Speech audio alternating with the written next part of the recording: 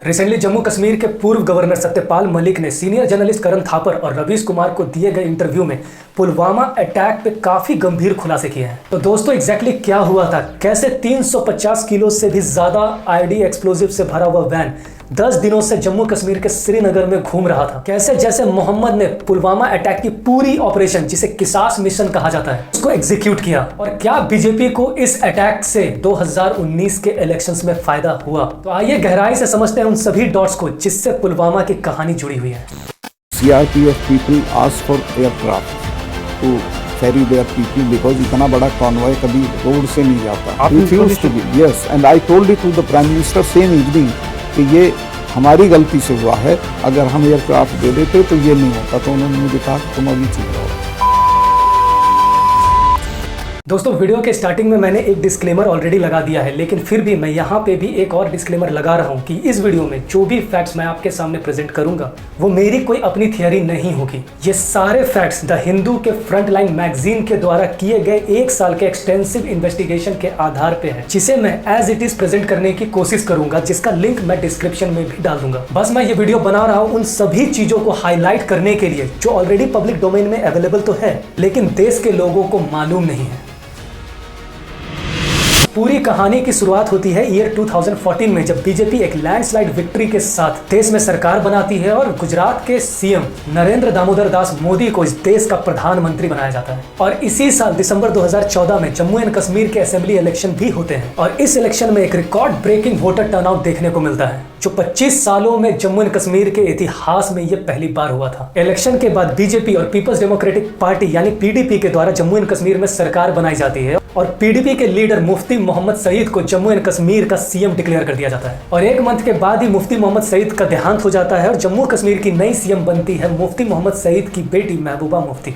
कहानी को थोड़ा फास्ट फॉरवर्ड करते हैं और पहुंचते हैं ईयर 2017 में, जब जम्मू कश्मीर से मिलिटेंट और टेररिज्म को खत्म करने के लिए यूनियन गवर्नमेंट के द्वारा एक ऑपरेशन लॉन्च किया जाता है जिसको नाम दिया जाता है ऑपरेशन ऑल आउट। इस ऑपरेशन में मेनली 258 मिलिटेंट्स की एक हिट लिस्ट बनाई गई, जिसमें एक मिलिटेंट था पाकिस्तानी बेस्ड टेरर आउटफिट जैसे मोहम्मद के चीफ मसूद अजहर अलवी का भतीजा तलहा रशीद, जिसे सिक्योरिटी फोर्सेस के द्वारा 6 नवंबर 2017 को जम्मू एंड कश्मीर के राजपुरा डिस्ट्रिक्ट में 3 और मिलिटेंट के साथ मार गिराया जाता है। इस एक दिन की ऑपरेशन को एग्जीक्यूट किया गया था राष्ट्रीय राइफल के 42 जवान और सीआरपीएफ के 182 जवानों के द्वारा। और इसी तलहा रशीद की मौत का बदला लेने के लिए जैसे मोहम्मद ने ईयर 2018 में किसास मिशन को लॉन्च किया, जिसका लिटरल मीनिंग होता है बदला।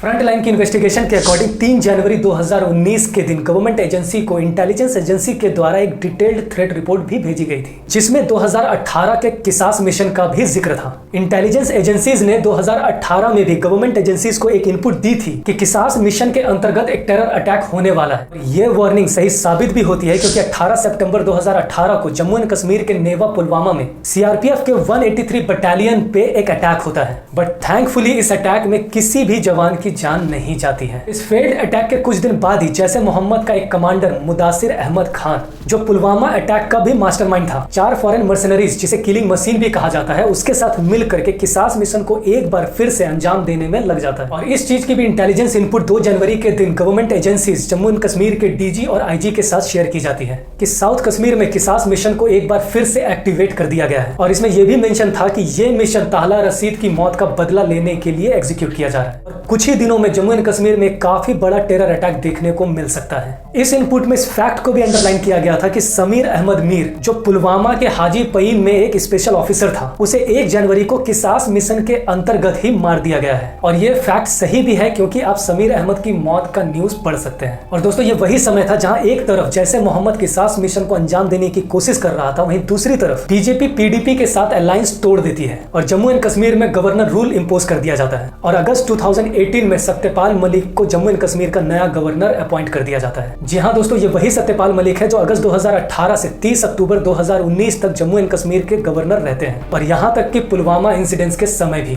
7 जनवरी 2019 के दिन इंटेलिजेंस एजेंसीज गवर्नमेंट एजेंसीज को एक और इनपुट शेयर करती है, जिसमें यह मेंशन होता है कि साउथ कश्मीर के लोकल यूथ को फॉरेन मर्सनरीज के द्वारा आईईडी एक्सप्लोजिव्स बनाने की ट्रेनिंग दी जा रही है। ये फॉरेन मर्सनरीज वही है जिसका जिक्र मैंने थोड़ी देर पहले किया था। उधर नवंबर 2018 में जम्मू एंड कश्मीर के गवर्नर सत्यपाल मलिक जम्मू एंड कश्मीर की स्टेट असेंबली को डिसॉल्व कर देते हैं, जिसके लिए उन्हें आज भी क्रिटिसाइज किया जाता है क्योंकि उनका ये डिसीजन अनकॉन्स्टिट्यूशनल था, गैर संवैधानिक था। और इसके एक मंथ के बाद ही दिसंबर 2018 में जम्मू एंड कश्मीर में प्रेसिडेंट रूल लगा दिया जाता है। दैट मींस कि अब जम्मू एंड कश्मीर को यूनियन गवर्नमेंट के द्वारा डायरेक्टली रूल किया जाएगा। यूनियन गवर्नमेंट को नेक्स्ट इंटेलिजेंस इनपुट मिलती है 18 जनवरी 2019 के दिन, जिसमें यह बताया जाता है कि अवंतीपुरा एरिया जो पुलवामा से कुछ ही दूरी पे है, वहां 20 से भी ज्यादा लोकल यूथ को मोबिलाइज किया जा रहा है, जिसका क्लियर कट मतलब यह है कि एक टेरर अटैक होने वाला है। इसी दिन एक और इंटेलिजेंस रिपोर्ट गवर्नमेंट एजेंसीज के द्वारा शेयर किया जाता है, जिसमें यह मेंशन होता है कि जो टेरर अटैक होने वाला है वो किसास मिशन के अंडर होगा, जिसकी इनपुट बार बार इंटेलिजेंस एजेंसीज दे रही है। बट जो सबसे इंपॉर्टेंट इंटेलिजेंस इनपुट्स गवर्नमेंट के साथ शेयर की जाती है वो थी नेक्स्ट 4 इनपुट्स, क्योंकि ये सारी इनपुट्स एक्शनेबल थी। मतलब कि अगर इन इनपुट्स पे एक्ट किया जाता तो पुलवामा का अटैक रोका जा सकता था। और इतना ही नहीं, इसके मास्टरमाइंड मुदस्सिर अहमद खान को अरेस्ट भी किया जा सकता था, क्योंकि 25 जनवरी के इनपुट के अकॉर्डिंग मुदस्सिर अहमद खान के एग्जैक्ट लोकेशन को इंटेलिजेंस एजेंसीज ने बोल्ड लेटर में हाईलाइट करके गवर्नमेंट एजेंसीज के साथ शेयर किया था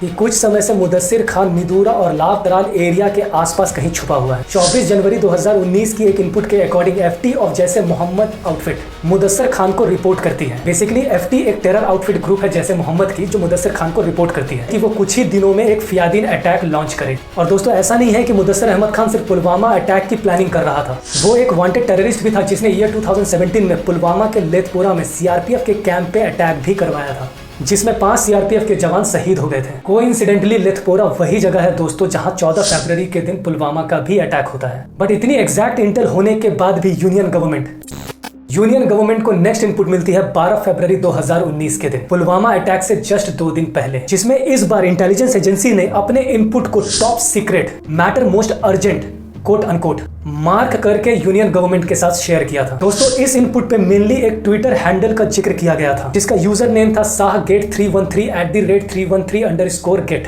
जिसे पाकिस्तान के जैसे मोहम्मद के एक हैंडलर के द्वारा ऑपरेट किया जा रहा था। और इस ट्विटर अकाउंट पे इंटेलिजेंस एजेंसीज की काफी दिनों से नजर थी, क्योंकि ये जनवरी से ही एक्टिव हुआ था और काफी ज्यादा एक्टिविटीज इस ट्विटर हैंडल पे हो रही थी। इंटेलिजेंस एजेंसी की मॉनिटरिंग के दौरान 12 फरवरी 2019 के दिन इस ट्विटर हैंडल पे एक वीडियो शेयर किया जाता है, जिसमें आईडी ब्लास्ट की डेमोन्स्ट्रेशन और जम्मू एंड कश्मीर में सिक्योरिटी फोर्सेस के कॉन्वॉय पे एक अटैक का हिंट भी दिया जाता है। और ये इनपुट उसी दिन 12 फरवरी की शाम 7:27 पे गवर्नमेंट एजेंसीज के साथ शेयर किया जाता है। आप वीडियो को पॉज करके ये पढ़ सकते हैं। 13 फरवरी के दिन पुलवामा अटैक से जस्ट एक दिन पहले इंटेलिजेंस एजेंसीज के द्वारा एक आखिरी इनपुट गवर्नमेंट एजेंसीज को शेयर किया जाता है। ये इनपुट इतना प्रिसाइज थी कि आप सोच भी नहीं सकते हैं, क्योंकि इस इनपुट में एक फाइनल वार्निंग दी जाती है कि जम्मू एंड कश्मीर की सिक्योरिटी रूट्स पे एक आईडी अटैक होगा। दोस्तों, अनफॉर्चुनेटली 14 फरवरी के दिन ये अटैक होता है।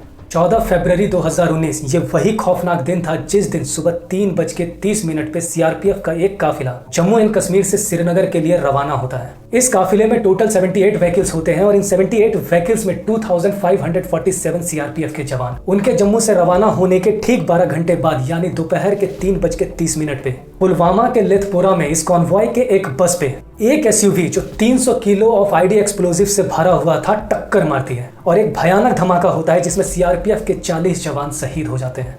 इस इंसिडेंट के ठीक 12 दिन के बाद 26 फरवरी 2019 को इंडियन एयरफोर्स के द्वारा बालाकोट एयर स्ट्राइक होता है, जिसमें यह क्लेम किया जाता है कि जैसे मोहम्मद के काफी ठिकानों को उड़ा दिया गया है और उसमें 300 से भी ज्यादा पाकिस्तानी टेररिस्ट मारे गए हैं।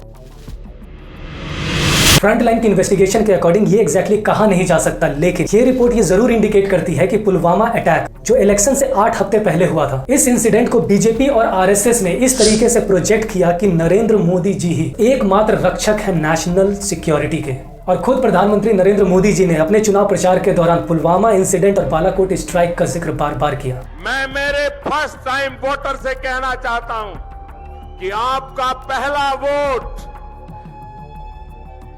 पुलवामा में जो वीर शहीद हुए, उन वीर शहीदों के नाम आपका वोट समर्पित हो सकता है क्या? अब जो सबसे बड़ा सवाल यहाँ पे ये है कि गलती किसकी थी? गलती किसकी थी और पूरा सच क्या है, ये शायद ही हमें कभी पता चल पाएगा। लेकिन फ्यूचर पे इस इंसिडेंट पे फिल्में जरूर बनेगी जिसमें लिखा होगा based on the true events. लेकिन यहाँ पे मैं इतना जरूर कह सकता हूँ कि कुछ सवाल जरूर हैं और टुकड़ों में जवाब भी, जिसको आप अगर जोड़ पाए तो शायद आप सच के बहुत करीब पहुंच पाएंगे। इस पूरी चीज पे आपकी क्या राय है कमेंट करके बताएं, और अगर वीडियो अच्छा लगा तो इसे ज्यादा से ज्यादा शेयर करें। मिलते हैं नेक्स्ट वीडियो में, तब तक के लिए जय हिंद।